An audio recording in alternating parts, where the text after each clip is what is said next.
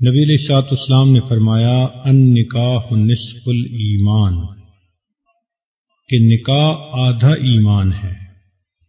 ایک جگہ فرمایا النکاح من سنتی، کہ نکاح میری سنت ہے۔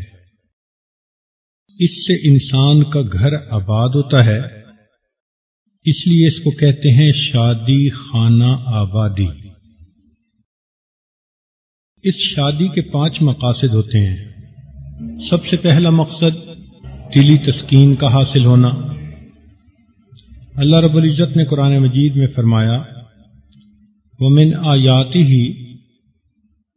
أَنْ خَلَقَ لَكُم مِّنْ أَنفُسِكُمْ أَزْوَاجًا لِتَسْكُنُوا إِلَيْهَا، اور یہ اللہ تعالیٰ کی نشانیوں میں سے ہے کہ اس نے تم میں سے تمہارے لیے تمہاری بیویاں بنائیں تاکہ تم ان سے سکون حاصل کرو۔ تو بیوی کو خاوند کے ذریعے سکون ملتا ہے، خاوند کو بیوی کے ذریعے سے سکون ملتا ہے۔ تو شادی کا پہلا بنیادی مقصد تسکین قلب۔ اگر کوئی کہے کہ فلاں بندے کو تو شادی کے بعد پریشانی ملی، تو اس کا مطلب یہ ہے کہ some thing is seriously wrong some where, کہیں کوئی نہ کوئی ایسی خرابی ہے جو پریشانی کا سبب بن رہی ہے۔ اگر خاوند بھی شریعت پر چلنے والا ہو اور بیوی بھی شریعت پر چلنے والی ہو تو یہ دنیا کی زندگی ان کو جنت کا نمونہ نظر آتی ہے۔ دوسرا مقصد پاک دامنی، کہ شادی کے بعد انسان کے لیے پاک دامنی کی زندگی گزارنی آسان ہوتی ہے۔ میاں بیوی کے ذریعے گناہوں سے بچے اور بیوی اپنے میاں کے ذریعے گناہوں سے بچے، اس لیے شریعت نے دونوں کو ایک دوسرے کا لباس کہا، ہن لباس لکم وانتم لباس لہن، کہ جیسے لباس انسان کے جسم کی عیبوں کو ڈھانپ لیتا ہے، اسی طرح شادی کے بعد انسان کے لیے گناہوں سے بچنا، پاکیزگی کی زندگی گزارنا آسان ہو جاتا ہے۔ تیسرا مقصد ہے انسانی نسل کی بقا۔ چنانچہ طبرانی میں ابو حفصہ رضی اللہ تعالیٰ عنہ کی روایت ہے، نبی علیہ السلام نے ارشاد فرمایا کہ تم اولاد کے حصول کو ترک نہ کرو، بے اولاد آدمی جب مر جاتا ہے اس کا نام و نشان مٹ جاتا ہے۔ چوتھا مقصد امت مسلمہ کی مضبوطی، کہ ایمان والوں کے جتنے آگے اولاد ہوگی تو امت مسلمہ مضبوط ہوگی۔ اس لیے امام بخاری رحمۃ اللہ علیہ نے بخاری شریف میں ایک باب باندھا ہے، باب من طلب الولد للجہاد، کہ جو بندہ اپنی اولاد کے لیے نیت یہ کرے کہ اگر ہوئی تو میں انہیں دین کا مجاہد بناؤں گا۔ تو محدثین نے لکھا کہ اگر اس کی اولاد نہ بھی ہوئی تو نیت کی وجہ سے اللہ تعالیٰ اس کو ثواب عطا فرمائیں گے۔ تو یوں سمجھیے کہ مسلمان عورت مومن بنانے کی فیکٹری ہوتی ہے، اللہ تعالیٰ اس کو اولاد عطا فرماتے ہیں اور وہ اولاد کلمہ گو بنتی ہے، نیک بنتی ہے، امت مسلمہ کی مضبوطی کا سبب بنتی ہے۔ پانچواں مقصد شادی کا رسول اللہ صلی اللہ علیہ وسلم کا دل خوش کرنا۔ چنانچہ نبی علیہ الصلوۃ والسلام کی ایک حدیث مبارکہ کا مفہوم ہے کہ تم ایسی عورتوں سے شادی کرو جو زیادہ بچے جننے والی ہوں۔ معقل بن یسار رضی اللہ عنہ ایک صحابی ایک مرتبہ آپ کی خدمت میں حاضر ہوئے، عرض کیا اے اللہ کے نبی صلی اللہ علیہ وسلم، ایک عورت بہت خوبصورت ہے مگر بانجھ ہے، کیا میں اس سے شادی کر لوں؟ تو آپ صلی اللہ علیہ وسلم نے فرمایا کہ اس عورت سے شادی کرو جو بچے جننے والی ہو۔ پھر دوسری مرتبہ انہوں نے پوچھا تو نبی علیہ الصلوۃ والسلام نے ان کو یہی فرمایا۔ تو اس سے پتہ چلتا ہے کہ دین اسلام میں شادی کا مقصد فقط اپنی خواہش کا پورا کرنا نہیں، بلکہ امت مسلمہ کا بڑھنا اور انسانی نسل کی بقا اور پاک دامنی کا حاصل ہونا۔ چنانچہ ابن ماجہ نے عائشہ صدیقہ رضی اللہ عنہا کی یہ روایت کی ہے، نبی الاسلام نے فرمایا کہ تم زیادہ بچے جننے والی عورتوں سے شادی کرو، میں قیامت کے دن تمہاری کثرت پر فخر کروں گا۔ اب اللہ رب العزت کے پیارے حبیب صلی اللہ علیہ وسلم کا یہ فرمانا کہ میں قیامت کے دن تمہاری کثرت پر فخر کروں گا، تو شادی کے یہ 5 مقاصد ہوتے ہیں۔ تاہم شادی کے بعد میاں بیوی کی ایک فطری تمنا ہوتی ہے کہ ہمیں اللہ تعالی اولاد سے نوازے، اس لیے کہ بچوں کے بغیر خوبصورت گھر بھی ویران اور بے آباد نظر آتا ہے۔ اللہ تعالی نے ہر مرد کے دل میں یہ خواہش رکھی کہ میں باپ بنوں، ہر عورت کے دل میں یہ خواہش رکھی کہ میں ماں بنوں۔ اس لیے ہم نے دیکھا کئی مرتبہ ایک لڑکی جس کی شادی کو کچھ سال گزر گئے، تعلیم یافتہ ہے، خوبصورت ہے، خامن کی محبت اسے ملتی ہے، گھر میں ہر چیز کی ریل پیل ہے، لیکن اداس نظر آتی ہے۔ اس کی وجہ کیا؟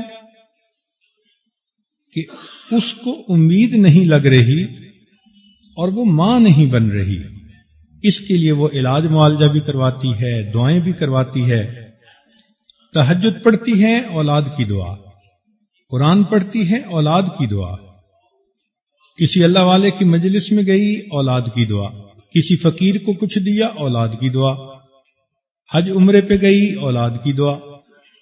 اب اس نوجوان بچی کو پتا ہے کہ اگر اولاد کا سلسلہ شروع ہوا تو 9 مہینے تو مجھے بالکل بیمار بندے کسی کیفیت میں رہنا پڑے گا، نہ کھانا اچھا لگے گا اور ہر وقت ابکائی آئے گی اور جسم کے اندر عجیب سی حالت کیفیت ہوگی، اور اس کے بعد جب بچے کی ولادت کا وقت ہوگا تو عورت کے لیے تو زندگی اور موت کا معاملہ ہوتا ہے۔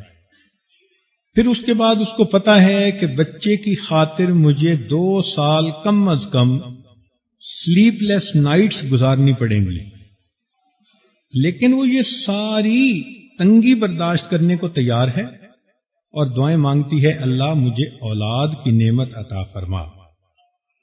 اس لیے کہتے ہیں کہ بیٹا نعمت ہوتا ہے اور بیٹی رحمت ہوتی ہے۔ اس کے لیے انبیاء نے بھی دعائیں مانگی۔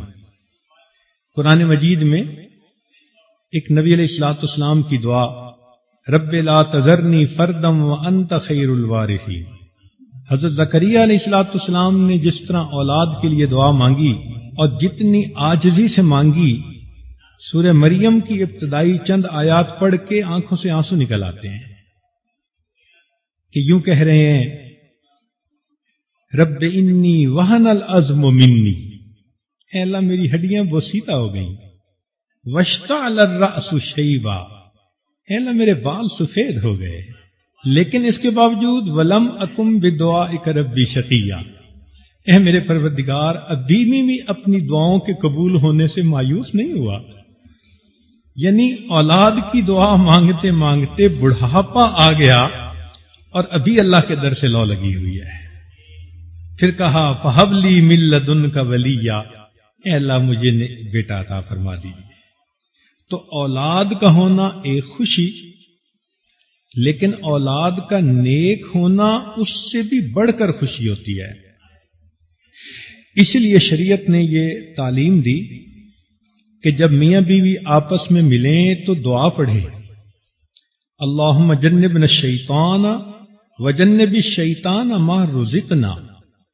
حدیث مبارکہ میں آتا ہے کہ جو میاں بیوی ملاپ سے پہلے یہ دعا پڑھیں گے، اللہ تعالیٰ ان کی اولاد کو شیطان کے مکر سے بچائیں گے، اولاد نیک ہوگی۔ اب اس پر ذرا غور کیجئے کہ نبی علیہ الصلوۃ والسلام نے یہ کیسا سنہری اصول بتایا اولاد کے نیک بننے کا۔ ہم بنیاد ہی غلط رکھتے ہیں۔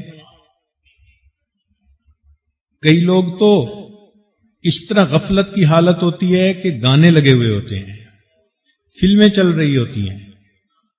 شریعت نے ہمیں اس بات کی تعلیم دی کہ ہم کون سے اعمال اپنائیں تو خود بھی نیک بنے، اولاد بھی نیک بنے۔ اسی لیے انبیاء کرام نے نیک اولاد کی دعائیں مانگی۔ ایک نبی علیہ السلام نے دعا مانگی رب حب لی من الصالحین، ایک جگہ فرمایا حب لی من لدنک ذریۃ طیبہ۔ تو معلوم ہوا کہ ان مقدس ہستیوں نے بھی اللہ سے ایسی اولاد مانگی جو نیک ہو۔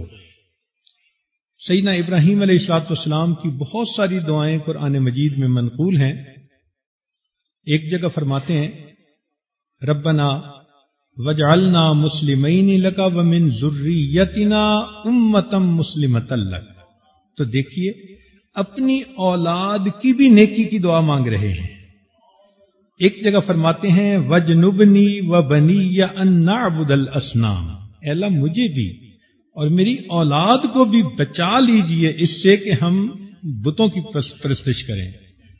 ایک جگہ فرمایا رب جعلنی مقیم الصلاۃ ومن ذریتی، ایسے جیسے کوئی چیز نتھی ہوتی ہے، اپنے لیے بھی دعا مانگی، اولاد کے لیے بھی دعا مانگی۔ ایک جگہ کہا رب انی اسکنت من ذریتی بواد غیر ذی زرع عند بیتک المحرم۔ سبحان اللہ، قرآن مجید میں ہمیں بھی یہ بات سکھائی گئی کہ اولاد نیک ہونے کی ہم بھی دعا مانگیں۔ چنانچہ قرآن عظیم الشان میں یہ دعا موجود ہے ربنا ہب لنا من ازواجنا وذریاتنا قرۃ اعین، اے اللہ ہماری بیویوں اور اولادوں میں سے ایسا بنا جو ہماری آنکھوں کی ٹھنڈک بنے، وجعلنا للمتقین اماما، اور اللہ ہمیں متقیوں کا امام بنا دیجیے۔ تو بہرحال اولاد کی تمنا ایک فطری خواہش ہے ہر انسان کے دل کی۔ اولاد دنیا کی زینت ہوتی ہے، اس لیے فرمایا المال والبنون زینت الحیات الدنیا، اور انسان کے دل میں اس کی رغبت ہوتی ہے۔ فرمایا زین للناس حب الشہوات من النساء والبنین۔ ایک جگہ فرمایا وَاعْلَمُوا أَنَّمَا الْحَيَاةُ الدُّنْيَا لَعِبٌ وَلَهْوٌ وَزِينَةٌ وَتَفَاخُرٌ بَيْنَكُمْ وَالتَّكَاثُرٌ فِي الْأَمْوَالِ وَالْأَوْلَادِ، اور اگر اولاد نیک ہو تو دنیا کی زینت کے ساتھ ساتھ آخرت کا بھی ذخیرہ بنتی ہے۔ چنانچہ بخاری شریف کی روایت ہے آدمی جب فوت ہو جاتا ہے انقطع عملہ الا ثلاث، اس کے اعمال منقطع ہو جاتے ہیں سوائے 3 کے، اور ان میں سے ایک ہے ولد صالح، اگر اس نے اپنے پیچھے نیک اولاد چھوڑی تو یہ نیک اولاد اپنے ماں باپ کے لیے صدقہ جاریہ بن جاتی ہے۔ امام غزالی رحمۃ اللہ علیہ لکھتے ہیں کہ جب مومن کو اللہ تعالیٰ اولاد عطا فرماتے ہیں اور وہ ان کو نیکی کے راستے پر لاتا ہے، تعلیم و تربیت کا خیال کرتا ہے اور وہ کلمہ گو بنتے ہیں، نیک بنتے ہیں، تو اولاد کے ہر سانس پر ماں باپ کے نام اعمال میں اللہ ایک نیکی لکھا کرتے ہیں۔ یہ اولاد نیک بن جائے یہ پوری زندگی کا غم ہے، یہ مہینے اور سال کی بات نہیں ہے، یہ پوری زندگی کا غم۔ چنانچہ دیکھیے کہ ہم نماز پڑھتے ہیں اور بچے کو شروع کروائی جاتی ہے نماز 7 سال کی عمر میں، تو وہ دعا پڑھتا ہے رب جعلنی مقیم الصلاۃ ومن ذریتی۔ اب 7 سال کے بچے کی اولاد تو نہیں ہے لیکن دعا مانگ رہا ہے یا اللہ، یہ تو خود بچہ ہے اور یہ بچہ بھی یہی دعا مانگ رہا ہے رب اجعلنی مقیم الصلاۃ ومن ذریتی، تو شریعت نے کہا کہ اصل مقصد یہ ہے کہ اللہ کے علم میں ہے جب یہ بچہ بلوغ کی عمر کو پہنچے گا اور اس کی شادی ہوگی تو اس کی اولاد ہوگی، اس ہونے والی اولاد کی دعا اس کو اس عمر میں سکھائی گئی ہے۔ اب سوچئے کہ جس نے 7 سال کی عمر میں اولاد کی نیکی کی دعا مانگنی شروع کی اور مانگتے مانگتے اس کے بال سفید ہو گئے، اگر پھر اس کی اولاد نیک نہ بنے تو باپ کے دل پہ کیا گزرتی ہے؟ اس لیے یہ پوری زندگی کا غم ہے۔ عمران علیہ السلام کی زوجہ امید سے ہیں، ابھی بچہ نہیں ہوا، اس وقت سے دعا مانگتی ہیں، رب انی نذرت لک ما فی بطنی محررا فتقبل منی، اے اللہ جو میرے بطن میں ہے میں نے اس ہونے والے بچے یا بچی کو دین کے لیے وقف کر دیا، اللہ اس کو قبول کر لیجئے۔ اب سوچئے کہ ماں کے پیٹ میں ہے ابھی بچہ اور ماں کو اس کی نیکی کی فکر لگی ہوئی ہے، پھر یہ بچے جب جوانی کی عمر کو پہنچتے ہیں تو ماں باپ کو فکر ہوتی ہے۔ اس کی مثال قرآن عظیم الشان میں سے سیدنا نوح علیہ السلام کا جوان بیٹا سامنے کھڑا ہے، آپ اس کو بلاتے ہیں، یا بنی ارکم معنا، اے بیٹے آؤ ہمارے ساتھ کشتی میں سوار ہو جاؤ، تم نافرمانوں کے ساتھ نہ رہو، ماننے والوں کے ساتھ آ جاؤ۔ تو جوانی میں بھی فکر ہے اس کی، پھر جب ماں باپ بوڑھے ہو جاتے ہیں تو بھی اولاد کی فکر۔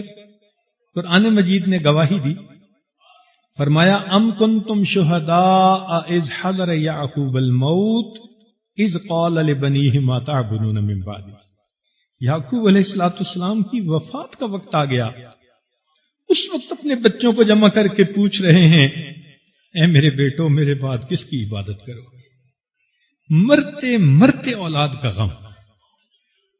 تو معلوم ہوا کہ یہ کوئی مہینے اور سال کی بات نہیں ہوتی، بلکہ یہ زندگی بھر کا روگ ہوتا ہے۔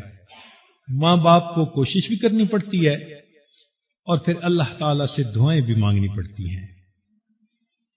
اس لیے اولاد کی تربیت بڑی اہم ہے اور ہم میں سے ہر ایک کے اوپر لازم ہے، ضروری ہے۔ یہ ماں باپ کی ذمہ داری ہے کہ وہ اولاد کی تربیت کریں۔ چنانچہ نبی علیہ السلام نے ارشاد فرمایا، کل والد یولد علی فطرت الاسلام، ہر بچہ فطرت اسلام پر پیدا ہوتا ہے، اس کے پھر ماں باپ اس کو یہودی یا نصرانی بنا دیتے ہیں۔ اس کا مطلب یہ کہ ماں باپ اگر اچھی تربیت کریں گے تو وہ بچے دین اسلام پر رہیں گے، اور اگر غفلت برتیں گے تو وہ دین اسلام سے ہٹ کر دوسری طرف چلے جائیں گے۔ اس لیے شریعت نے کہا، یا ایھا الذین آمنوا قوا انفسکم واہلیکم نارا، اے ایمان والو اپنے آپ کو اور اپنے اہل خانہ کو جہنم کی آگ سے بچاؤ۔ مفسرین نے لکھا کہ اس کا معنی یہ کہ اولاد کو دین سکھاؤ تاکہ وہ جہنم سے بچ سکیں، اللہ کے مقرب بندے بن سکیں۔ تو یہ حکم خداوندی ہے کہ ہم اپنی اولاد کو دیندار بنانے کے لیے ہر ممکن کوشش کریں۔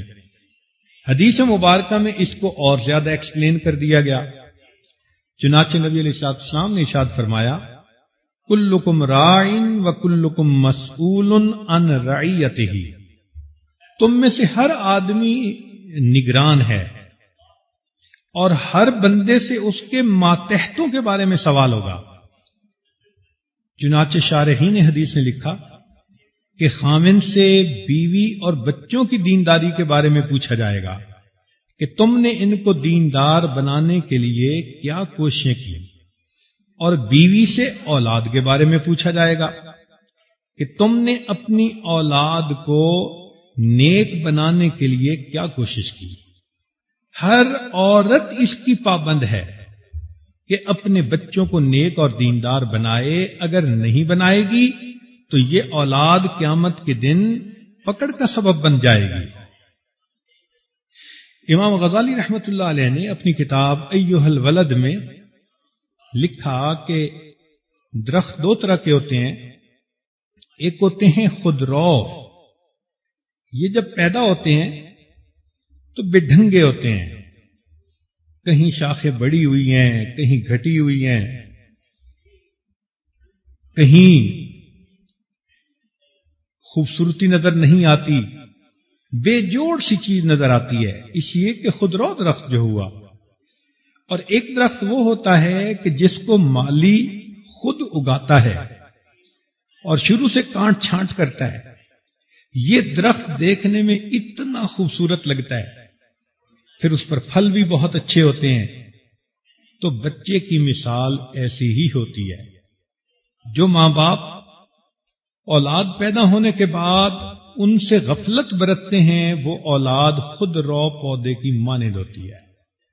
اور جو اپنے بچوں کی تربیت کا خیال کرتے ہیں وہ اس درخت کی مانند ہوتے ہیں جس کو مالی نے کاٹ چھانٹ کر خوبصورت بنایا ہوتا ہے. اسی لیے بچے کی مثال پگھلے ہوئے تانبے کی مانند ہوتی ہے. تانبا پگھلا ہوا ہو، اس کو جس سانچے میں آپ ڈال دو وہ وہی شکل اختیار کر لے گا.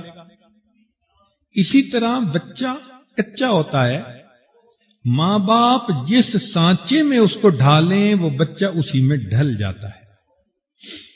پوری زندگی بچپن کی اس تربیت کا اثر رہتا ہے.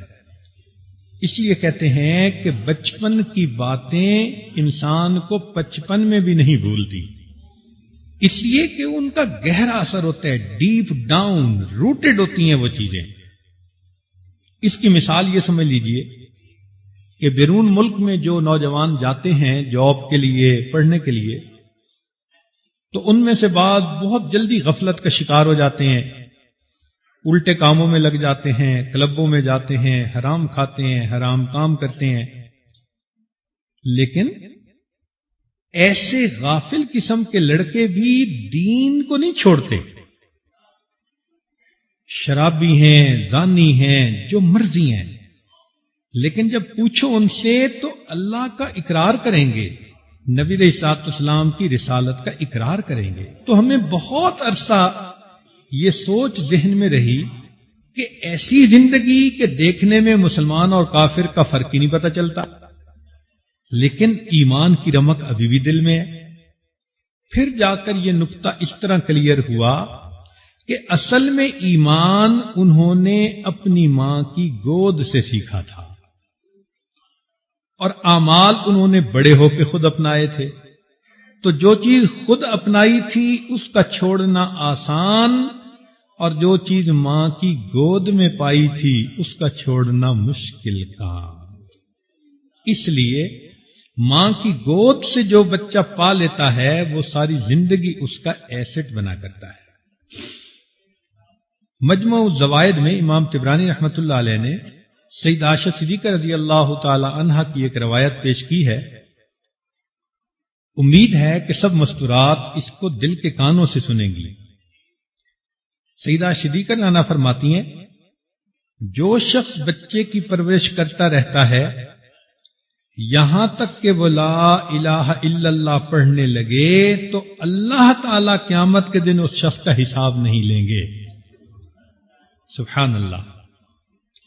نبی علیہ السلام نے ارشاد فرمایا کہ جو شخص اپنے بچے کی پرورش کرتا رہتا ہے، لڑکا ہو یا لڑکی، جو شخص بچے کی پرورش کرتا رہتا ہے یہاں تک کہ وہ لا الہ الا اللہ پڑھنے لگے تو اللہ رب العزت اس کا حساب نہیں لیں گے.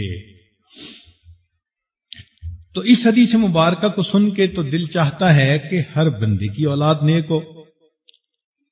اولاد کے نیک ہونے کا ایک فوکل پوائنٹ ہے، ایک پیوٹل پوائنٹ ہے، ایک بنیاد ہے. بنیادی اینٹ کیا ہے اولاد کے نیک بننے کی؟ اس کو کہتے ہیں نیک بیوی کا حصول. نیک بیوی کو تلاش کرنا نیک اولاد حاصل کرنے کی بنیادی اینٹ ہے. اس لیے حدیث پاک میں نبی علیہ السلام نے ارشاد فرمایا کہ لوگ اپنی بیوی کو پسند کرتے ہیں حسن و جمال کی وجہ سے، مال اور منال کی وجہ سے، نسب کی وجہ سے اور نیکی کی وجہ سے، تو تم اپنی بیوی کو نیکی کی بنا پر پسند کرو. اس لیے کہ جب دیوار کی پہلی اینٹ ٹھیک ہوتی ہے تو وہ دیوار سریا تک بھی اونچی چلی جائے تو وہ سیدھی رہا کرتی ہے، اور پہلی اینٹ ہی ٹیڑھی ہو تو دیوار کبھی سیدھی ہو ہی نہیں سکتی. اب آج کل کے نوجوان فقط شکل و صورت کو دیکھ کے شادیاں کرتے ہیں. ماں باپ سمجھاتے بھی ہیں کہ تمہارے لیے یہ مناسب نہیں، لیکن ایسا بھوت سوار ہوتا ہے سر کے اوپر کہ کہتے نہیں شادی تو یہی کرنی ہے. جو بچی دین سے واقف نہیں، دین پڑھی ہوئی نہیں، یہ کل کو جب ماں بنے گی تو اپنی اولاد کو کیا تربیت دے سکے گی؟ اس لیے نیک اولاد حاصل کرنے کا بنیادی نقطہ نیک بیوی کا حاصل کرنا. ابن عساکر نے عائشہ صدیقہ رضی اللہ تعالی عنہ سے روایت کی کہ نبی علیہ السلام نے ارشاد فرمایا، تم اپنے نطفے کے لیے اچھی جگہ کا انتخاب کرو. نبی علیہ الصلوۃ والسلام نے قریشی عورتوں کی تعریف فرمائی، فرمایا کہ قریش کی عورتیں اولاد پر بہت شفیق ہوتی ہیں اور اپنے خاوند کی خوب دیکھ بھال کرتی ہیں. تو معلوم ہوا کہ شادی کے وقت اس بات کا خیال کرنا چاہیے کہ یہ آنے والے وقت میں اچھی ماں بن سکے. حضرت جابر رضی اللہ تعالیٰ عنہ نے شادی کی، نبی علیہ الصلوۃ والسلام کو ملنے کے لیے حاضر ہوئے. پوچھا کہ جابر تم نے کس سے شادی کی؟ باکرا سے یا سیبہ سے، یعنی کنواری لڑکی سے یا کسی شادی شدہ عورت سے؟ انہوں نے کہا جی کہ میں نے شادی شدہ عورت سے شادی کی. فرمایا کہ تو باکرا سے شادی کرتا، وہ تیرے ساتھ کھیلتی تو اس کے ساتھ کھیلتا. تو انہوں نے آگے سے جواب دیا، اے اللہ کے حبیب صلی اللہ علیہ وسلم، میرے والد کی وفات ہو گئی اور چھوٹی عمر کی میری بہنیں ہیں، اور مجھے اچھا نہیں لگا کہ بہنوں کی عمر کی میں بیوی اپنے گھر لے کے آؤں. میں ایک میچور عورت کو لے کے آیا جو میری بہنوں کا خیال رکھے گی. تو ان کی اس بات پر اللہ کے محبوب صلی اللہ علیہ وسلم نے خوشی کا اظہار فرمایا.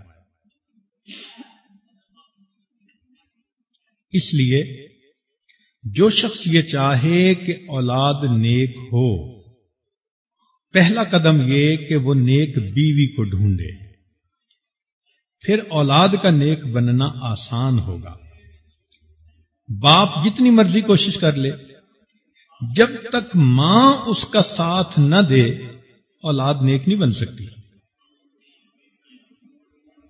خاوند بچوں کو سمجھا سمجھا کے جاتا ہے، یہ کرو یہ کرو، یہ مت کرو یہ مت کرو، اور جب 1 گھنٹے کی نصیحت کر کے گھر سے نکلتا ہے تو پیچھے ماں بچوں کو کہہ دیتی ہے تمہارے باپ کا تو دماغ خراب ہے.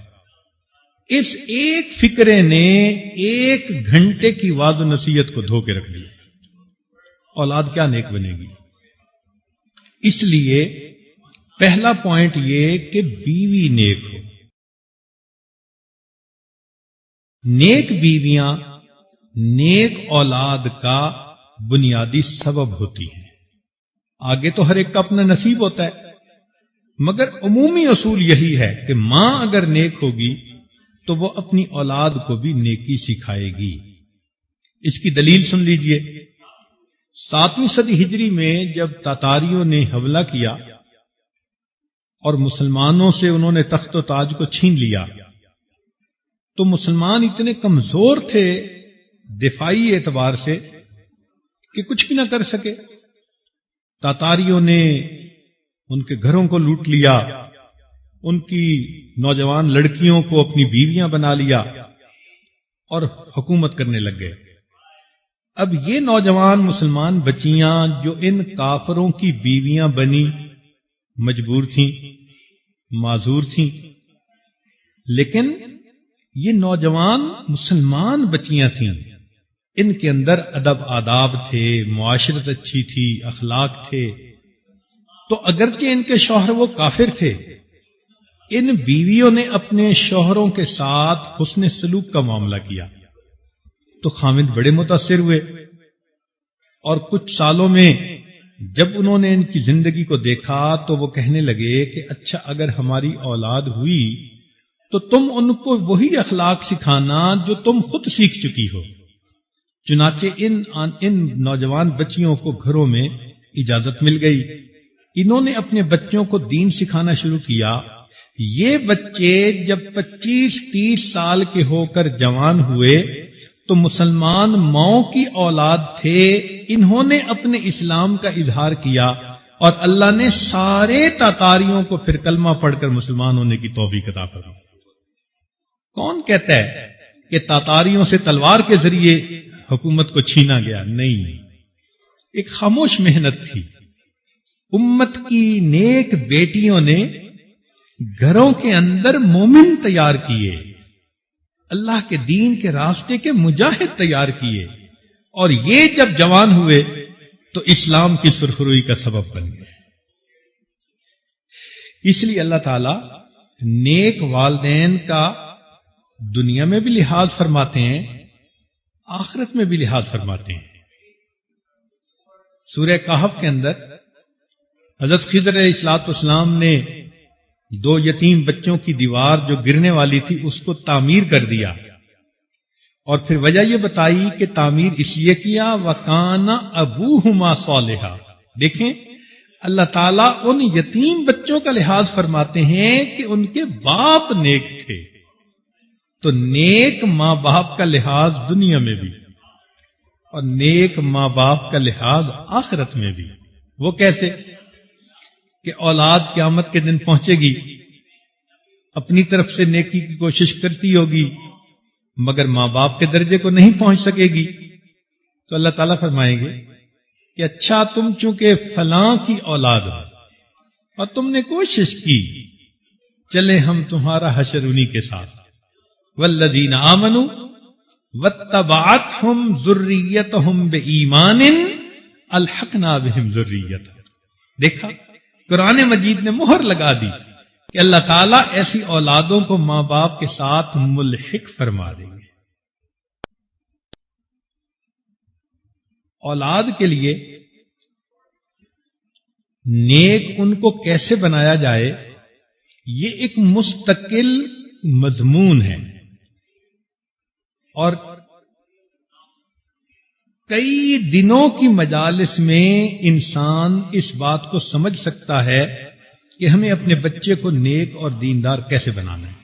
اسی لیے اس رمضان المبارک میں جتنے بھی ایام ہوں گے ان میں اولاد کی تربیت ہی کے مضمون کو کھولا جائے گا، کیونکہ اہم عنوان ہے۔ تو مذکورات ان بیانات کو دل کے کانوں سے سنیں، جو پوائنٹس لکھ سکتی ہیں نوجوان بچیاں وہ اس کو قلم بند کریں، گھروں میں اس کے پھر مذاکرے کریں، میاں بیوی بچیاں آپس میں بیٹھ کے مذاکرے کریں، تاکہ اولاد کو تربیت اچھی کرنے کا ہمیں علم حاصل ہو جائے۔ جب یہ سارے ایام بیانات آپ سن لیں گی تو آخر پہ آپ کا دل کہے گا کہ یہ تو اتنی اہم باتیں ہیں کہ ہر بچی کو شادی سے پہلے اس کورس کا پڑھنا ضروری ہے۔ اب آج کے دن بچے کی پیدائش سے لے کے اس کے دودھ پینے کی جو عمر ہوتی ہے، جن کو ایام رضاعت کہتے ہیں، ان کے بارے میں چند باتیں بتا دیتے ہیں۔ پھر اس کے بعد اولاد کی آگے تربیت کیسے کرنی ہے وہ روزانہ آہستہ آہستہ مضمون بڑھتا جائے گا۔ جب اولاد ہونے کا وقت ہوتا ہے تو ماں کے لیے بہت تکلیف دہ لمحہ ہوتا ہے۔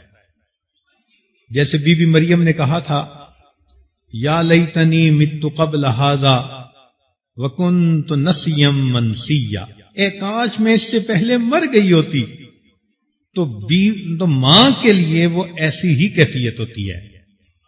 تو علماء نے لکھا کہ جب کسی عورت کو لیبر پینز ہوں، بچے کی ڈلیوری کا وقت قریب ہو، تو اس وقت میں اس کو ایک تو کلمہ پڑھنا چاہیے اور دوسرا یہ دعا مانگنی چاہیے، یا اللہ میرے لیے آسانی فرما. یہ ایسی مجرب دعا ہے کہ جو بچی اس وقت میں یہ دعا پڑھتی ہے اللہ کی مدد اترتی ہے، اللہ تعالی آسان فرما دیتے ہیں. اب جب بچے کی ولادت ہوئی تو سب سے پہلی چیز ہے بشارت، خوشخبری. چنانچہ یہ بشارت دینا اللہ رب العزت کا خلق ہے، آپ کا عمل ہے. وہ کیسے؟ کہ جب زکریا علیہ الصلوۃ والسلام کو اللہ نے بیٹا دینا تھا تو ایک فرشتہ آیا کہ ان اللہ یبشرک بیحییٰ، کہ اللہ تعالیٰ تمہیں یحییٰ علیہ السلام کی پیدائش کی خوشخبری دیتے ہیں. چنانچہ امام طبرانی رحمت اللہ علیہ نے ابن عباس سے روایت کی، بڑی عجیب حدیث ہے کہ نبی علیہ السلام نے ارشاد فرمایا کہ جب کسی کے ہاں بیٹی پیدا ہوتی ہے تو ایک فرشتہ آ کر کہتا ہے ایک کمزور جان سے ایک کمزور جان پیدا ہو گئی. ماں بھی عورت تھی، آگے بیٹی ہو گئی، تو فرشتہ یہ آ کر کہتا ہے کہ ایک کمزور جان سے ایک کمزور جان پیدا ہو گئی، جو اس بچی کی پرورش کرے گا اس کے متولی کی قیامت تک اللہ مدد فرمائے گا. تو بیٹی کی پیدائش پر فرشتہ یہ الفاظ کہتا ہے. اور آگے سنیے کہ جب کسی کے ہاں بیٹا پیدا ہوتا ہے تو وہ فرشتہ آ کر اس لڑکے کی پیشانی کو چومتا ہے اور کہتا ہے کہ اللہ تعالی نے تجھ کو سلام کہا ہے. خود اس حدیث پاک کو پڑھ کر بڑا ہی حیران ہوا. ابن عباس لانو کی روایت ہے. تو دیکھیے اللہ رب العزت کی کیا رحمت اور مہربانی کہ اللہ رب العزت اس چھوٹے بچے کو سلام بھیج رہے ہیں جو دنیا میں آ کر اپنی زندگی کی ابتدا کر رہا ہے. اسی لیے اگر کسی کے ہاں اولاد ہو، ہمیں بھی چاہیے کہ ہم اس بچے کے نیک ہونے کی دعا کریں اور بچے کے ماں باپ کو اللہ کا شکر ادا کرنے کی تلقین کریں. کہہ دیتے ہیں جی مبارک ہو، تو ان الفاظ کا اصل میں مقصد یہی ہوتا ہے.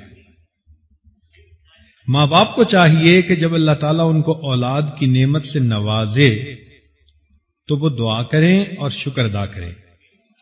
چنانچہ ایک حدیث پاک میں آتا ہے کہ جب کسی کو اولاد کی خوشخبری ملے تو چاہیے کہ وہ کہے ماشاء اللہ لا قوت الا باللہ. ان الفاظ کے کہنے پر اللہ اس بچے کو ہر آفت اور مصیبت سے محفوظ فرمائیں گے. اب دیکھیے کتنے لوگوں کو اولاد ملی، لیکن حدیث مبارکہ میں بتائے گئے یہ الفاظ کم ہی لوگوں نے کہے ہوں گے. تو یہ چیزیں ہمیں سیکھنی ہیں کہ جب بھی بچے کی خوشخبری ماں باپ کو ملے تو کیا کہیں؟ ماشاء اللہ لا قوت الا باللہ. ان الفاظ کے کہنے پر اللہ تعالیٰ اس بچے کو شیطان کے حملوں سے ہمیشہ محفوظ فرمائیں گے. پھر بچے کی جب ولادت ہو تو ایک کام ہوتا ہے اس کے دائیں کان میں اذان کہنا اور بائیں میں اقامت کہنا. حدیث مبارکہ میں ہے کہ سیدہ فاطمہ الزہرا رضی اللہ تعالی عنہا کے ہاں جب حسن رضی اللہ عنہ کی ولادت ہوئی تو بچے کو نبی علیہ السلام کی خدمت میں پیش کیا گیا. نبی علیہ السلام نے اس کے دائیں کان میں اذان کہی، بائیں میں اقامت، اور پھر اس کے لیے دعا مانگی. یہ اذان اور اقامت کہنے میں حکمت یہ ہے کہ بچے کے دل و دماغ میں سب سے پہلے عظمت الہی کا پیغام پہنچے. شاہ ولی اللہ محمد دہلوی رحمۃ اللہ فرماتے ہیں کہ ایک حکمت اس میں یہ بھی ہے کہ چونکہ اذان کے الفاظ سن کر شیطان بھاگ جاتا ہے، حدیث پاک سے ثابت ہے، تو جب بچے کے کان میں اذان کہی جاتی ہے تو بچہ اس شیطان سے محفوظ ہو جاتے ہیں اور شیطان اس سے دور بھاگ جاتا ہے. پھر ایک کام کرنا ہوتا ہے جو سنت ہے کہ تحنیک کرنا. تحنیک یہ ہے کہ اسماء رضی اللہ تعالی عنہا ہجرت کر کے جب مدینہ طیبہ پہنچیں تو وہ اس وقت حاملہ تھیں. قباء کے مقام پر پہنچی تو ان کے ہاں بیٹا ہوا جس کا نام انہوں نے عبداللہ رکھا، اور یہ بچہ عبداللہ ابن زبیر کہلایا. یہ مسلمان مہاجرین کے ہاں پہلا بچہ تھا جو مدینہ میں پیدا ہوا، اور مسلمانوں کو اس کی پیدائش پر بڑی خوشی تھی. وہ اس لیے کہ یہود یہ کہتے تھے کہ ان مسلمانوں نے اپنے پرانے دین کو چھوڑ دیا، اب ان کی آگے نسل ہی نہیں چلے گی. تو جب اللہ رب العزت نے مسلمانوں کو اس بیٹے سے نوازا تو خوشی اور بڑھ گئی. چنانچہ اسماء رضی اللہ تعالی عنہا بیٹے کو نبی علیہ السلام کی خدمت میں لے کر آئیں. نبی علیہ الصلوۃ والسلام نے بچے کو اپنے گود میں لیا اور ایک نرم کھجور آپ نے منگوائی اور اپنے منہ میں اس کو آپ نے چبایا. جب اس کھجور کے ساتھ اچھی طرح لعاب مبارک لگ گیا تو کھجور کا آپ نے کچھ حصہ اس بچے کے تالو پر لگا دیا. چنانچہ عبداللہ ابن زبیر رضی اللہ عنہ کے منہ میں سب سے پہلے جو چیز پہنچی وہ نبی علیہ السلام کا لعاب مبارک تھا. تو یہ ایک سنت عمل ہے، لہذا کوئی بھی نیک مرد یا عورت قریب ہو تو اس سے بچے کی یہ تحنیک کروانی چاہیے اور پھر بچے کے لیے نیک بختی کی دعا کرنی چاہیے. علماء نے لکھا ہے کہ بچہ جب پیدا ہوتا ہے تو اس کے بعد اگر وہ روئے اور چلائے تو باپ کی وراثت میں اس کا حق شامل ہو جاتا ہے. اب 7ویں دن ایک اور عمل ہے، اس کو کہتے ہیں عقیقہ کرنا. عقیقہ یہ ہے کہ بیٹا اگر پیدا ہوا تو 2 بکرے، بیٹی پیدا ہوئی تو 1 بکرا، یہ ذبح کیا جائے اور پھر عزیز اقارب رشتہ داروں کو دعوت پر بلایا جائے اور ان کو کھلایا جائے. یہ عقیقہ کرنا اہم ہے. کسی نے امام مالک رحمۃ اللہ سے پوچھا کہ اتنا غریب بندہ ہے کہ عقیقہ کا بکرا کر ہی نہیں سکتا. انہوں نے فرمایا کہ اچھا بھائی تم مرغی ہی ذبح کر دو، کچھ نہ کچھ اللہ کے نام پہ قربان ضرور کرو. اور یہ بھی نہیں کہ صرف بکرے ہی کرنے ہوتے ہیں. اگر فرض کرو کوئی ایسا آدمی ہے کہ جس کا بہت ہلکا اثر ہے تو وہ کئی بکرے بھی کر سکتا ہے. حضرت انس رضی اللہ تعالیٰ عنہ اپنے ہر بچے کے ہونے پر 1 اونٹ ذبح فرمایا کرتے تھے. یہ عقیقہ کیا ہے؟ حدیث مبارکہ میں ہے کہ بچہ جب پیدا ہوتا ہے تو ایک تو اس بچے کے ہاتھ بندھے ہوئے ہوتے ہیں. کیا مانا؟ اس کی شفاعت کے ہاتھ بندھے ہوتے ہیں. جب وہ بچے کے لیے عقیقہ کے بکرے کیے جاتے ہیں تو اب یہ بچہ قیامت کے دن اپنے ماں باپ کی شفاعت کا حق پا لیتا ہے. اس لیے یہ عقیقہ اپنی زندگی میں بڑے ہو کر بھی کیا جا سکتا ہے کہ عقیقہ کرنے سے بچے کو ماں باپ کی شفاعت کا حق مل گیا. حضرت شاہ ولی اللہ محمد دہلوی رحمۃ اللہ فرماتے ہیں کہ اصل میں ان جانوروں کو قربان کرنے سے ابراہیمی سنت کو یاد کرنا مقصود تھا. اور ساتھ یہ بھی فرماتے ہیں کہ عقیقہ کرنا اصل میں دوست احباب کو بچے کی اطلاع دینے کا بہترین طریقہ ہے. اب فرض کرو کوئی عقیقہ نہ کرے تو اس کو تو ہر ایک کو بتانا پڑے گا نا کہ جی میرا بیٹا ہوا، میری بیٹی ہوئی. تو شریعت نے کہا کہ تم جو ایک ایک کو بتاتے پھرو گے، اس سے بہتر ہے کہ ایک دن سب رشتہ داروں کو مدعو کر لو، وہ بھی تمہاری خوشی میں شریک ہو جائیں اور وہ بھی بچے کے لیے نیک بختی کی دعا دیں. لیکن ذہن میں ایک سوال پیدا ہوتا ہے کہ 7ویں دن عقیقہ کیوں کیا گیا؟ اسی دن کر لیتے.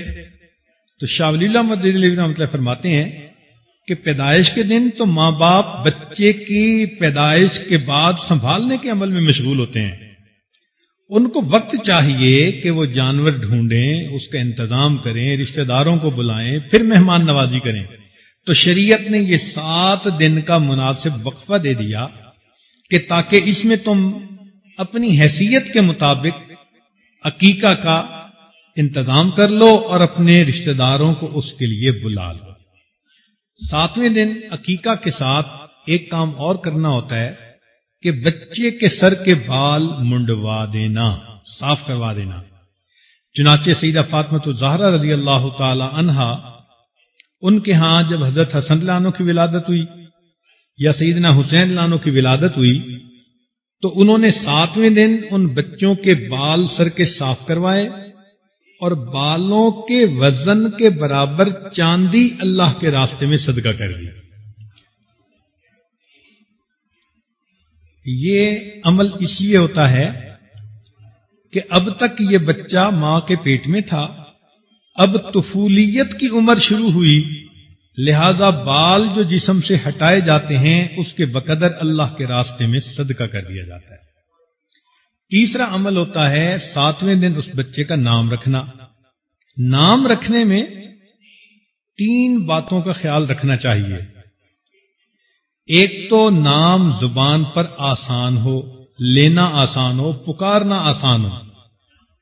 کئی مرتبہ لوگ ایسے نام رکھ دیتے ہیں کہ لوگوں کے لیے نام پکارنا ہی مشکل ہو جاتا ہے، وہ نام بگاڑ کے لیتے ہیں لوگ. تو نام میں ایک بات کہ وہ زبان پر آسان ہو، دوسرا اس کے معنی اچھے ہوں. ایسے بے معنی لفظ یا برے معنی والے الفاظ، ایسے ناموں کو نبی علیہ السلام نے ناپسند فرمایا. چنانچہ جب بھی کوئی ایسا بچہ ہوتا تھا کہ جو نام ایسا ہوتا جو ناپسندیدہ، تو نبی علیہ السلام اس شخص کا نام بدل کے اچھا نام رکھ دیا کرتے تھے. تو نام میں 3 باتیں، زبان پر آسان، معنی اچھے ہوں، اور تیسرا اس نام کی نسبت اچھی ہو. انبیاء کرام کے ساتھ نسبت ہو، صحابہ کے ساتھ، اولیاء کے ساتھ، دین کے ساتھ، نبی علیہ السلام کے ساتھ، اللہ کے ساتھ. اسی حدیث پاک میں آتا ہے کہ اللہ تعالیٰ کو سب سے زیادہ پسندیدہ نام عبداللہ ہے، اللہ سے نسبت، اللہ کا بندہ، اور عبد الرحمن، رحمان کا بندہ. اسی طرح محمد اور احمد بھی نام رکھا جا سکتا ہے. ایک حدیث مبارکہ میں ہے کہ جس گھر میں کسی بچے کا نام محمد ہو، اللہ تعالیٰ اس گھر والوں کو فاقہ کے عذاب میں مبتلا نہیں فرماتے. ہمارے اکابر میں یہ محمد کا نام رکھنا اتنا پسندیدہ تھا، امام غزالی رحمت اللہ علیہ 7 پشتوں تک، یعنی اوپر کے دادا کا نام بھی محمد، پھر ان کے بیٹے کا نام محمد، پھر ان کے بیٹے کا 7 نسل تک نام محمد چلا کرتا تھا. بچے کی کنیت بھی بچے کی وجہ سے رکھی جا سکتی ہے، باپ کی. جیسے ہم ابو داود، تو بچے کے نام پہ باپ بھی اپنی کنیت کو رکھ سکتا ہے. جیسے کسی ماں کا بیٹا محمد ہو تو وہ ام محمد کہلائے. تو یہ 7ویں دن 3 کام کیے، عقیقہ ہوا، بال منڈوائے، نام رکھا، اور ایک چیز یہ کہ اگر وہ بیٹا ہے تو اس کے ختنے کروانا. حدیث مبارکہ میں ہے کہ چند چیزیں فطرت میں ہیں: کلی کرنا، ناک میں پانی ڈالنا، مونچھیں کٹوانا، مسواک کرنا، ناخن کٹوانا، بغل کے بال صاف کرنا، زیر ناف بال صاف کرنا، اور لڑکوں کا ختنہ کروانا. ایک حدیث مبارک میں ہے کہ 4 چیزیں سنن المرسلین ہیں، یعنی تمام رسولوں کی سنت ہے، کامن سنت ہے۔ ان میں سے ایک خوشبو لگانا، دوسرا مسواک کرنا، تیسرا ختنہ کرانا اور چوتھا نکاح کرنا۔ اب 7ویں دن جب یہ اعمال ہو گئے تو اب اس بچے کو 2 سال تک دودھ پلانا یہ اس کی ماں کی ذمہ داری ہوتی ہے۔ ماں کا دودھ بچے کے لیے انتہائی ضروری ہوتا ہے۔ اس کی اہمیت کا اندازہ اس سے لگائیے کہ نبی علیہ الصلوۃ والسلام کے پاس ایک عورت آئی جو زنا کی مرتکب ہوئی تھی، اس کا بچہ ہوا، اس نے نبی علیہ السلام کے سامنے اقرار کیا کہ میں اس گناہ کی مرتکب ہوئی، تو نبی علیہ الصلوۃ والسلام نے حد کا جاری کرنا اس کو مؤخر فرمایا، اس کو کہا کہ جاؤ اور بچے کو دودھ پلاؤ۔ جب 2 سال اس نے دودھ پلایا اور واپس آئی تو بچے کے ہاتھ میں روٹی کا ٹکڑا تھا، تب نبی علیہ الصلوۃ والسلام نے حد جاری فرمایا۔ یعنی بچے کو دودھ پلانا اتنا اہم کام ہے کہ اللہ کا حکم ہے حد جاری کرنا، اس کو بھی اس کی خاطر 2 سال مؤخر کر دیا گیا۔ آج کل کی نوجوان بچیاں بچوں کو دودھ پلانے سے گھبراتی ہیں، حالانکہ اس میں بچے کا بھی فائدہ اور ماں کا بھی فائدہ۔ بچے کا فائدہ تو یہ کہ ماں کا دودھ بچے کے جسم کی ریکوائرمنٹس کے بالکل مطابق ہوتا ہے، اس کی نیوٹریشن بچے کی ضرورت کے بالکل مطابق ہوتی ہے۔ اس بچے کو اگر گائے کا دودھ پلا دو تو پیٹ خراب، بھینس کا پلا دو تو اور زیادہ خراب، لوگ بکری کا دودھ پتلا کر کے پلاتے ہیں، لیکن سب سے بہترین تو یہ کہ اس کو ماں دودھ پلائے۔ پھر اس دودھ کی خوبی یہ ہوتی ہے کہ ماں کا دودھ نہ گرم ہوتا ہے نہ بہت یخ ٹھنڈا ہوتا ہے، ایک نارمل ٹیمپریچر، اور اللہ کی شان دیکھو کہ ہر وقت بچے کو دستیاب۔ پہاڑ پہ ہے اگر کوئی ماں تو وہاں بچے کے لیے دودھ موجود، زمین کی پستیوں میں ہے تو وہاں دودھ موجود۔ جو بچیاں اپنے اولاد کو ڈبوں کے دودھ پلاتی ہیں، کئی مرتبہ دیکھا گھر میں پریشان بیٹھی ہوتی ہیں، جی ڈبے کا دودھ ملتا نہیں، بچہ رو رہا ہے، تو بھائی اللہ نے بچے کے لیے جو ایک طریقہ کار بنایا تھا اسی پر ہی عمل کر لیتے۔ بچے کے تو یہ فائدے ہوئے، اور ماں کا فائدہ یہ کہ جو عورتیں اپنے بچوں کو دودھ پلاتی ہیں ڈاکٹروں کے مطابق ان کو چھاتی کا کینسر نہیں ہوتا، اور دوسری بات کہ وہ موٹاپے سے محفوظ رہتی ہیں۔ لہذا جو عورتیں اپنے بچوں کو دودھ پلائیں گی، کیونکہ ولادت کے بعد عورت کے جو ہے نا جسم کے اندر موٹاپا حاصل کرنے کا رجحان بڑھ جاتا ہے، تو اگر وہ اپنے بچے کو دودھ پلائے تو جسم کا موٹاپا اس سے ختم ہو جاتا ہے۔ اور ایک سب سے اعلیٰ چیز کہ دودھ پلانے سے بچے کے دل میں ماں کی محبت پیدا ہوتی ہے اور ماں کے دل میں اولاد کی محبت پیدا ہوتی ہے۔ یہ ڈبوں کے دودھ سے چیز نہیں ملتی۔ اکبر الہ آبادی نے یہی تو کہا تھا کہ بچے میں ماں باپ کے اتوار کی بو کیسے آئے، انہوں نے تو ڈبوں کا دودھ پیا ہوا ہے۔ تو ماں کا دودھ پینے سے بچے کے دل میں ماں کی محبت اور ماں کے دل میں بچے کی محبت، یہ محبت کا رشتہ بہت محبوب ہے۔ اس لیے شریعت نے کہا کہ ماں اپنی اولاد کو 2 سال تک دودھ پلائے۔ یہاں پر ایک نقطہ اور سمجھ لیں کہ پرورش کا حق شریعت نے ماں کو دیا اور ولایت کا حق شریعت نے باپ کو دیا، اس لیے کہ ماں بہتر پرورش کر سکتی ہے۔ ہاں جب بچہ بڑا ہو جائے تو اس کی تعلیم، اس کی تربیت، اس کی زندگی میں اس کو سیٹ کرنا یہ ولی کا کام ہوتا ہے، تو یہ باپ بہتر کر سکتا ہے۔ تو اس لیے اگر بچے کو شروع سے ہی اسلامی تعلیمات کے مطابق ہینڈل کیا جائے تو بچہ شروع سے ہی اپنے دل میں نیک جذبات حاصل کر لیتا ہے اور وہ نیکوکاری کی زندگی گزارتا ہے۔ عام طور پر اولاد کے بگڑنے کا سبب ماں باپ کی غفلت، اس کی دو وجوہات ہوتی ہیں۔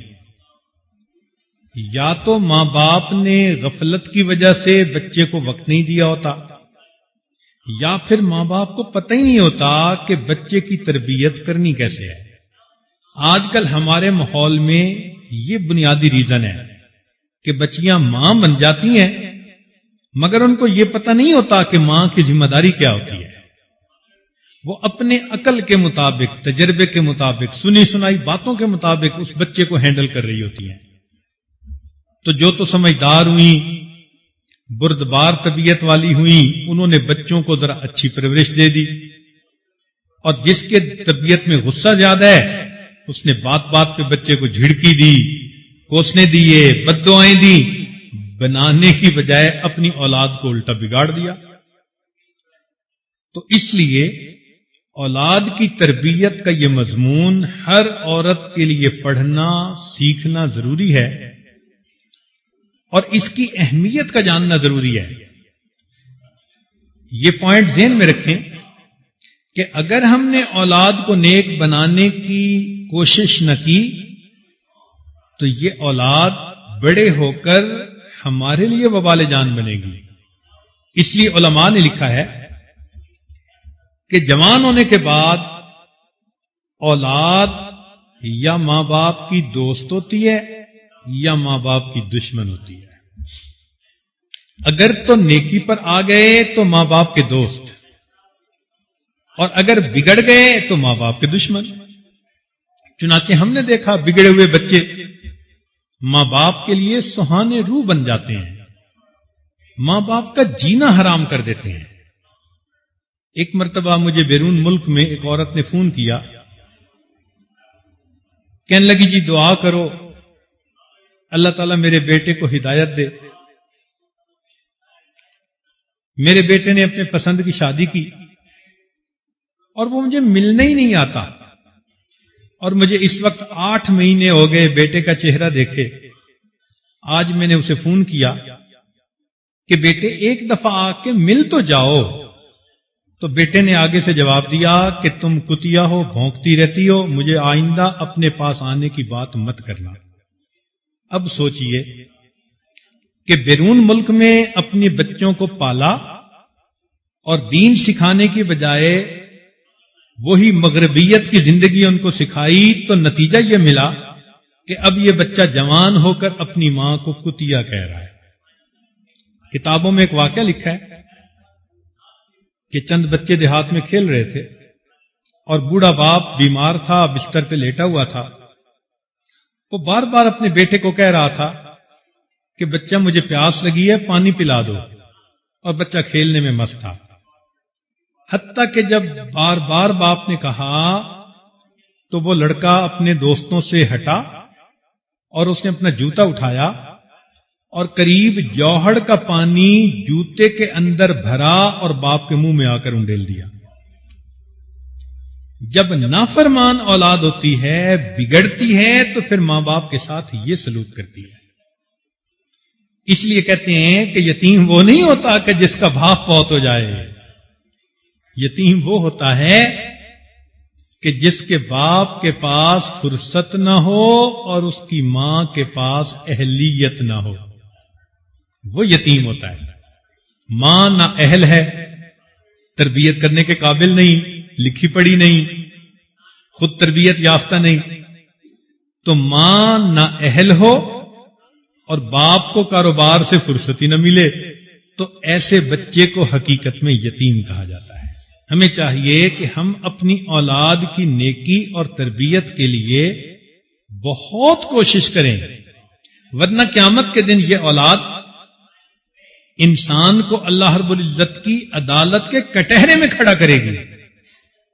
یہ بات چھوٹی نہیں ہے، قرآن مجید میں اس کا ثبوت ملتا ہے۔ قیامت کا دن ہوگا، اللہ تعالیٰ ایسی نافرمان اولاد سے پوچھیں گے تم کیوں نہیں نیک بنے؟ تو اولاد سارا کا سارا ملبہ ماں باپ پہ ڈال دے گی اے اللہ انہوں نے ہمیں بگاڑا، انہوں نے ہمیں دنیا دار بننے کے لیے کہا، ڈاکٹر بنو، انجینئر بنو، پائلٹ بنو، اللہ ہم بن گئے۔ انہوں نے دین کے لیے کبھی کہا ہی نہیں تھا، ہم نے دین کی طرف توجہ ہی نہیں دی تھی۔ چنانچہ مفسرین نے اس آیت کے تحت لکھا ہے کہ ربنا انا اطعنا سادتنا وکبراءنا فاضلونا السبیل، اے اللہ ہم نے تو اپنے بڑوں کی اتباع کی، ان کی بات مانی، فاضلونا السبیل، انہوں نے ہمیں راستے سے بھٹکایا۔ انہوں نے کہا تم چارٹرڈ اکاؤنٹنٹ بن جاؤ، ہم بن گئے۔ انہوں نے کہا تم MBA کر کے دکھاؤ، ہم نے دکھا دیا، ہم ڈاکٹر بنے، فلاں بنے۔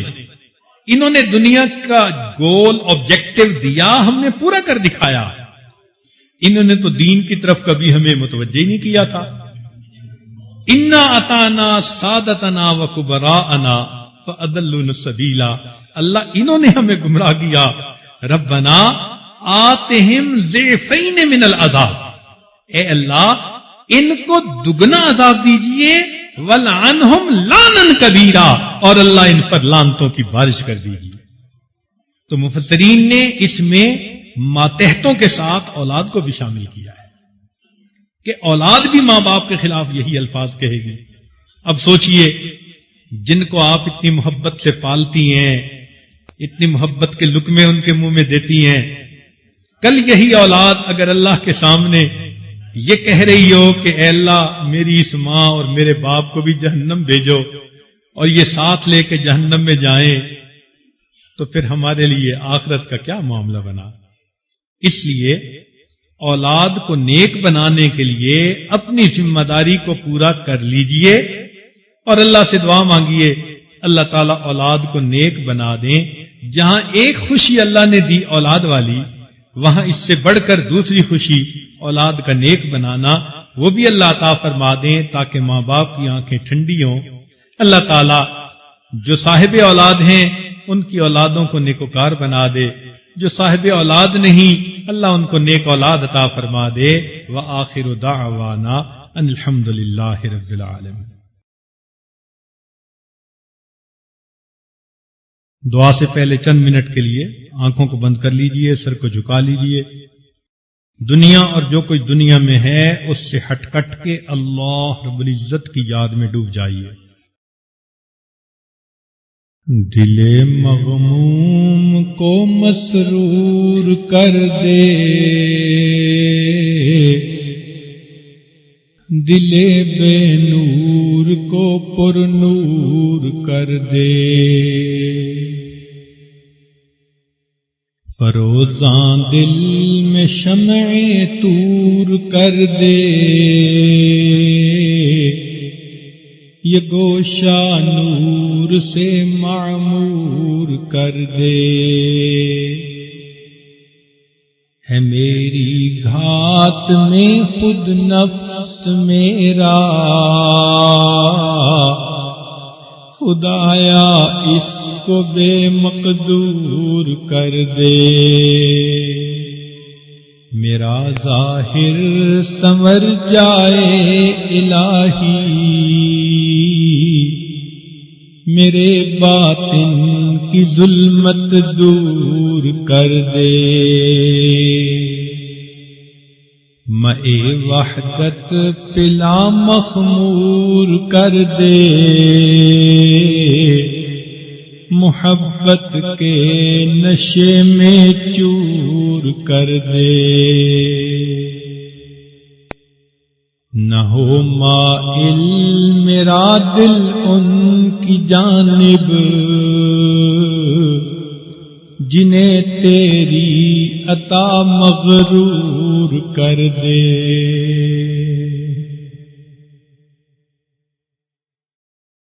لا الہ الا اللہ محمد رسول اللہ سبحان ربی الوہاب اللہم صلی علی سیدنا محمد وعلی آل سیدنا محمد وبارک وسلم۔ اے مالک ہم آپ کے عاجز مسکین بندے ہیں، ہمارے گناہوں کو معاف فرما، خطاؤں سے درگزر فرما، عیبوں کی پردہ پوشی فرما۔ اے اللہ بے اولادوں کو نیک اولاد عطا فرما۔ ہیں جو صاحب اولاد ان کی اولادوں کو نیکوکار بنا، فرما بردار بنا، ماں باپ کی آنکھوں کی ٹھنڈک بنا۔ اللہ اولاد کے غموں سے محفوظ فرما، اولاد کے دکھوں سے محفوظ فرما، اولاد کی پریشانیوں سے محفوظ فرما۔ اے اللہ اولاد کو آنکھوں کی ٹھنڈک بنا، آخرت کا ذخیرہ بنا، اپنے مقبول بندوں میں شامل فرما۔ اے کریم آقا ہمیں نبی علیہ السلام کے مبارک تعلیمات پر عمل کی توفیق نصیب فرما، ہمارے رمضان کے روزوں کو قبول فرما۔ اللہم انا نسألک الجنہ ونعوذ بک من النار۔ صلی اللہ تعالی علی حبیبہ سیدنا محمد وآلہ واصحابہ اجمعین برحمتک یا ارحم الراحمین۔